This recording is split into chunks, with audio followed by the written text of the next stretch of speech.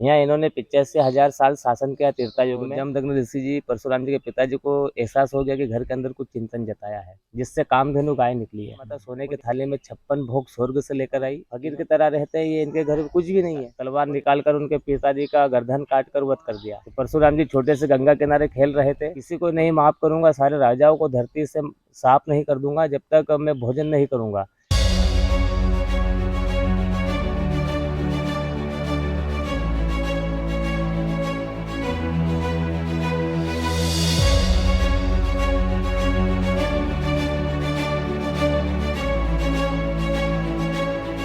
ये विष्णु भगवान के जो सुदर्शन चक्र होते थे उनका अवतार थे। यहाँ राजा के घर के अंदर जन्म लिया त्रेता युग में और धरती के सबसे बड़े राजा बने। यहाँ इन्होंने 85,000 साल शासन किया त्रेता युग में। ये परशुराम जी के मौसा जी थे।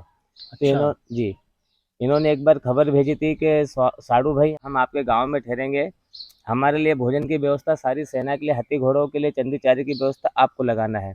अब उनके पिताजी कहीं पर जाप कर रहे थे, तपस्या, और माता जी घर पे थी, रेणुका माता। उनके पिताजी का नाम क्या था? भगवान परशुराम के पिताजी का नाम? जमदग्नि ऋषि, वो शिव जी का अवतार थे, और रेणुका माता माता पार्वती का अवतार थे। जब माता जी को ये खबर मिली, उन्होंने मन में चिंतन किया, तो जमदग्नि ऋषि जी परशुराम जी के पिताजी को एहसास हो गया कि घर के अंदर कुछ चिंतन जताया है। तो वो घर के अंदर आए और माता जी से पूछा कि देवी, आपने कुछ चिंता किया? उन्होंने कहा, हाँ स्वामी, आपके साड़ू भाई का संदेश आया है, वो यहाँ से निकल कर जाएंगे, अपने यहाँ पर वो ठहरेंगे, उनके लिए भोजन की व्यवस्था सारी सेना के लिए, सारे हाथी घोड़ों के लिए अपनों को लगाना है। अपने घर तो कुछ नहीं है, तो अपन इतना कुछ कैसे लेकर आएंगे? तो परशुराम जी के पिताजी ने कहा कि देवी, आप चिंतन ना करो, ये देवताओं ने समुद्र का मंथन किया, जिससे कामधेनु गाय निकली है, वो देवताओं ने मुझे दी है। मैं जो कामधेनु गाय जो मांगता हूँ गाय माता से, वो मुझे स्वर्ग से लाकर देती है। तो इनके लिए गाय माता से कहा गया, गाय माता सोने की थाली में 56 भोग स्वर्ग से लेकर आई। इन्होंने वही भोजन पाया, सारी सेना ने भोजन पाया, सारे हाथी घोड़ों ने चंदी चारा पाया।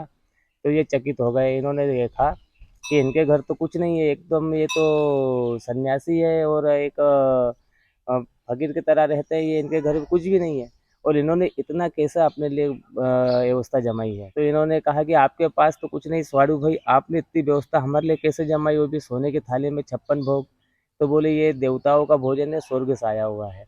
देवताओं ने जो मंथन किया, कामधेनु गाय माता निकली, मुझे दी है, और माता जी से मैं जो मांगता हूँ, मुझे गाय माता स्वर्ग से लाकर देती है। और वही आपने मुझे कहा, मैंने गाय माता से कहा, गाय माता ने लाकर दिया। तो ये बोले, अच्छा, ऐसी गाय जो स्वर्ग से लाती है, कहाँ है गाय? बोले, ये बंधी है। बोले, ये आप हमको दे दो। परशुराम जी के पिता देने से मना कर गए।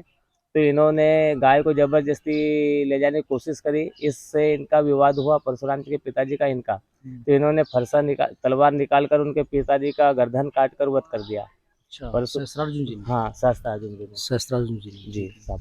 तो परशुराम जी छोटे से गंगा किनारे खेल रहे थे, उनको इस बात का पता चला, उन्होंने गंगा जल उठाकर कसम खाई कि मैं इनके प्रति जितने भी क्षत्रिय यानी राजा, किसी को नहीं माफ करूंगा, सारे राजाओं को धरती से साफ नहीं कर दूंगा जब तक मैं भोजन नहीं करूंगा।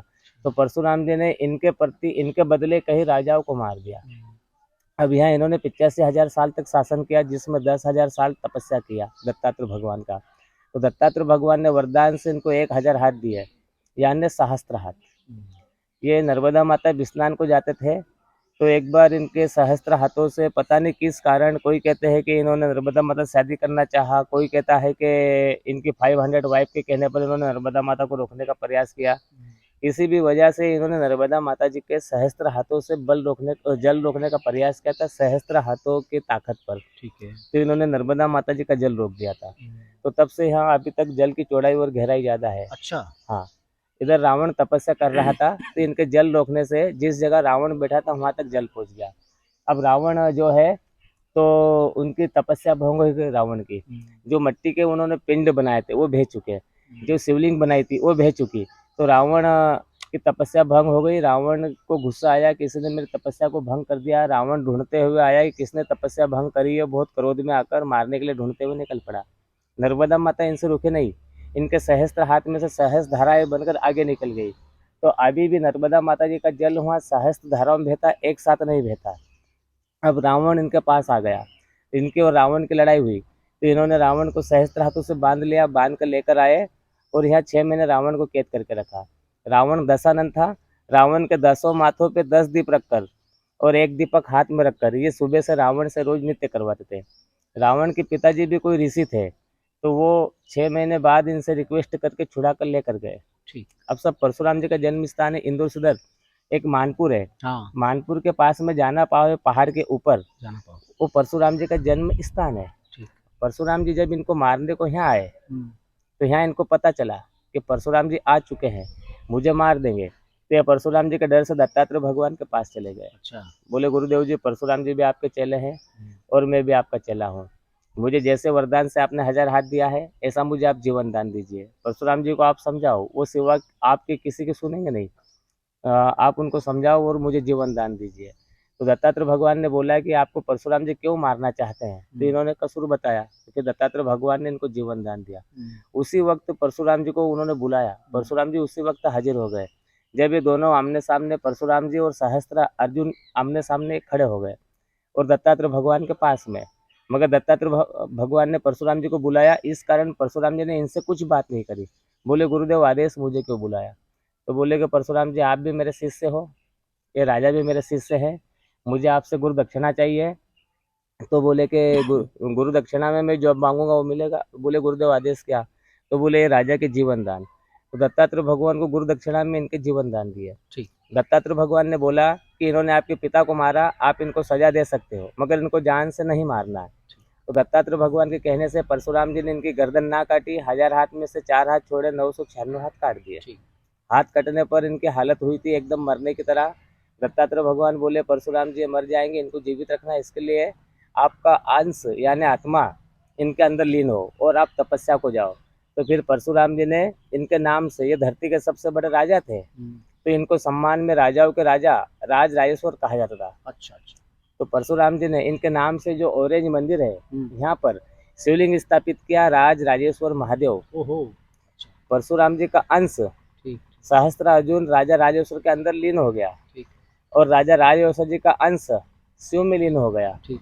और परशुराम जी तपस्या चले गए, तो राजा राजेश्वर जी यहाँ शिव में लीन हुए हैं और परशुराम जी राजा राजेश्वर के अंदर लीन हुए हैं। अच्छा। तो ये महादेव जी का मंदिर है जो परशुराम जी ने शिवलिंग स्थापित किया। यहाँ पर तुलसी भी चढ़ती है, बेलपत्र भी चढ़ता है, इसलिए क्योंकि यहाँ विष्णु जी का अंश है। यहाँ मनोकामना मांगी जाती है, पूरी होने पर शुद्ध घी चढ़ाते हैं। यहाँ हरि और हर का मिलन है साहब। तो ये इस मंदिर का कलर जो पिंक क्यों है? तब ये यहाँ पर इनका जन्म उत्सव होता है भगवान राजा राजेश्वर जी का।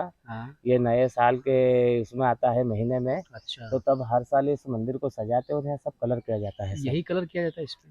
सब कलर यही होता है और दूसरा चेंज भी करते रहते हैं? हाँ, चेंज भी कर देते हैं सर। यहाँ पर आखंडी 11 दीप प्रज्वलित है एक लाइन में। यहाँ से आप देखेंगे 7 दिया वहाँ से दर्शन होगा, 4 दिया दरवाजे के पीछे हैं। जो दरवाजे के पीछे उनका दर्शन यहाँ शीशे में झुक के होता है सब।